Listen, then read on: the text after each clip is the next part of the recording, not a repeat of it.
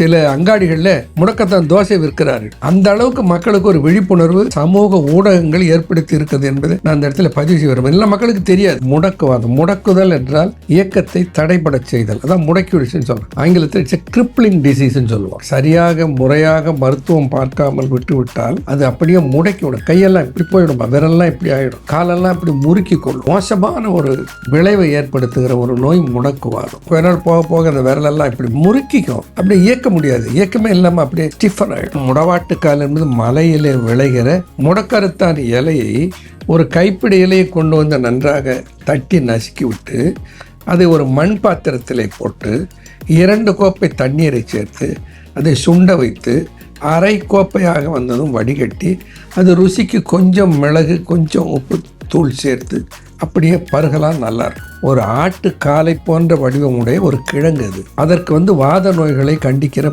சக்தி உண்டு.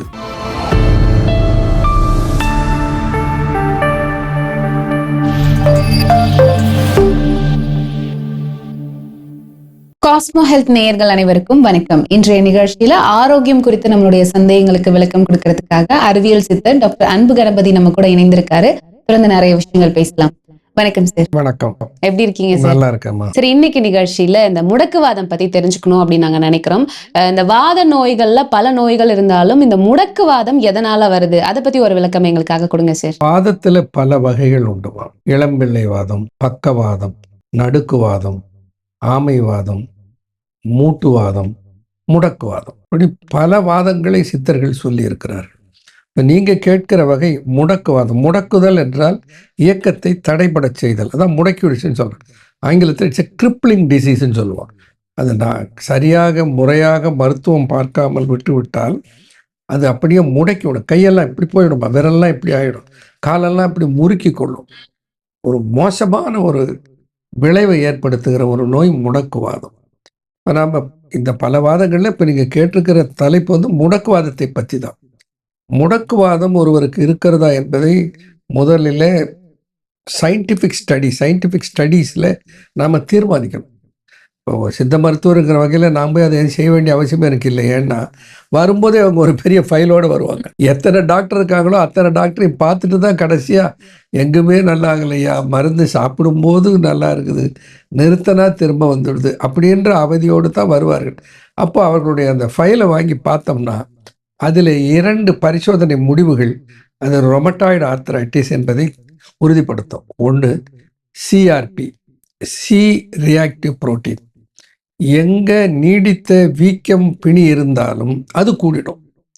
இப்போ மூட்டில் வீக்கம் இருக்கிறது, மூட்டில் வலி இருக்கிறது, கர்ப்பப்பையில் வலி இருக்கிறது, எங்கே இருதயத்தில் உபாதை எங்கே இருந்தாலும் ஒரு வீக்கத்தோடு வலியோடு கூடிய ஒரு உபாதை இருந்தால் அது சிஆர்பி கூடிடும். அது ஒரு பொது டயக்னோஸ்டிக் டூல். ஆனால் ஆர்ஏ ஃபேக்டர் என்பது ரொமாட்டிக் ஆர்த்ரைட்டிக் ஃபேக்டர், ஆர்எஃப் ஃபேக்டர், ஆர்ஏ ஃபேக்டர்னு சொல்கிறோம். அது ஸ்பெசிஃபிக்காக ரொமட்டாய்டு ஆர்த்ரைட்டிஸை கண்டுபிடிக்க உதவுகிற ஒரு பரிசோதனை. அந்த பரிசோதனையில் அதை தீர்மானித்த பிறகு அதற்குரிய மருத்துவத்தை பார்ப்பதற்கு நாம் முறையான மருத்துவரை அணுக வேண்டும். அது ரொம்ப முக்கியம். சும்மா ஏனோ தானோன்னு பார்க்கக்கூடாது. மக்களுக்கு தெரியாது. அவன் என்ன பண்ணுவான், பொதுவாக வலிக்குது, மூட்டு வலிக்குது, எல்லா மூட்டு வலியும் அவருக்கு ஒரே வலி தான்.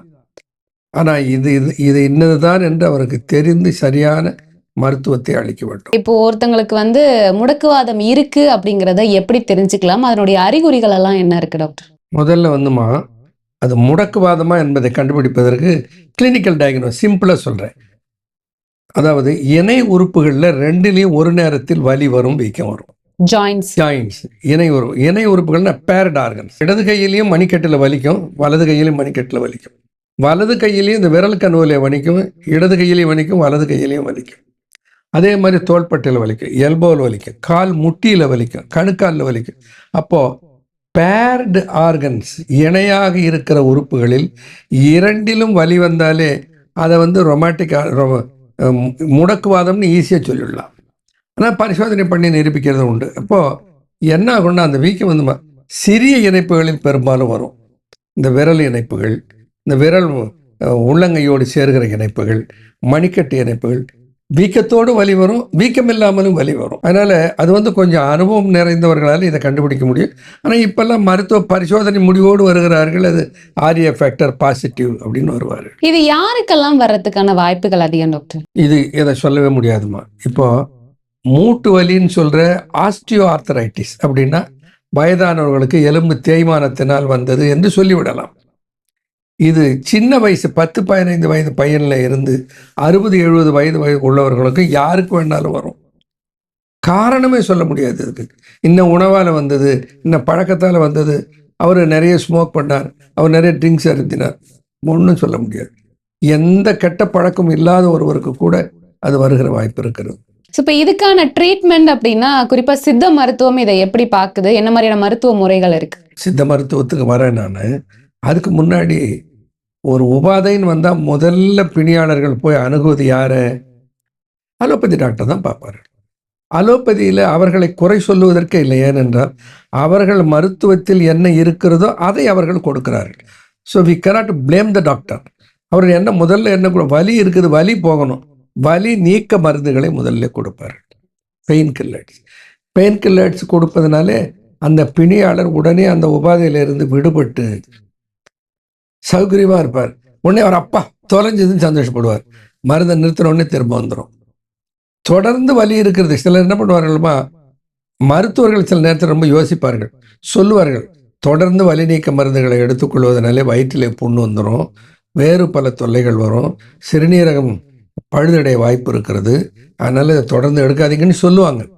பட் நம்ம பேரறிவாளர்கள் இருக்காங்களே, இதை சாப்பிட்டா வலி போகுது, உடனே போய் மருந்து கடையில் போய் மாத்திரை வாங்கி தின்னுக்கிட்டே இருப்பார்கள். அதுபோல தான் ஸ்டெராய்டுகள். ஸ்டெராய்டு என்பது ஒரு அவசர கால மருந்து.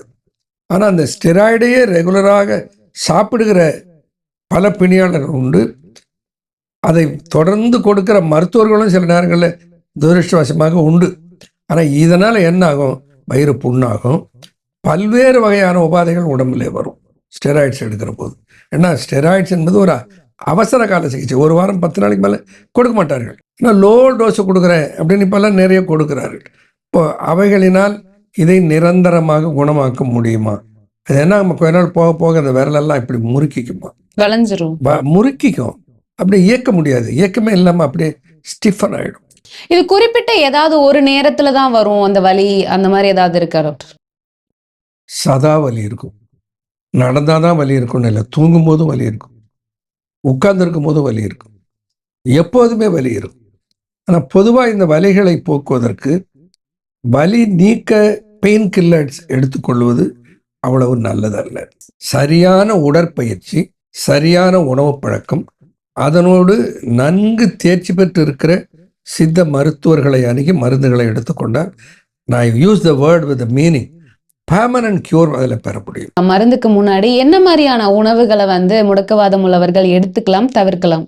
வாத நோய் என்றாலே வாயு பதார்த்தங்களை தவிர்க்க வேண்டியதுன்னு அர்த்தம். வாழைக்காய், உருளைக்கிழங்கு, முட்டைக்கோஸ், அதிகமாக கேஸ் ப்ரொடியூஸ் பண்ணுகிற மொச்சை, காராமணி போன்ற பருப்புகள், மஞ்சள் பூசணி, இது போன்றவற்றை தவிர்த்து விடுவது நல்லது.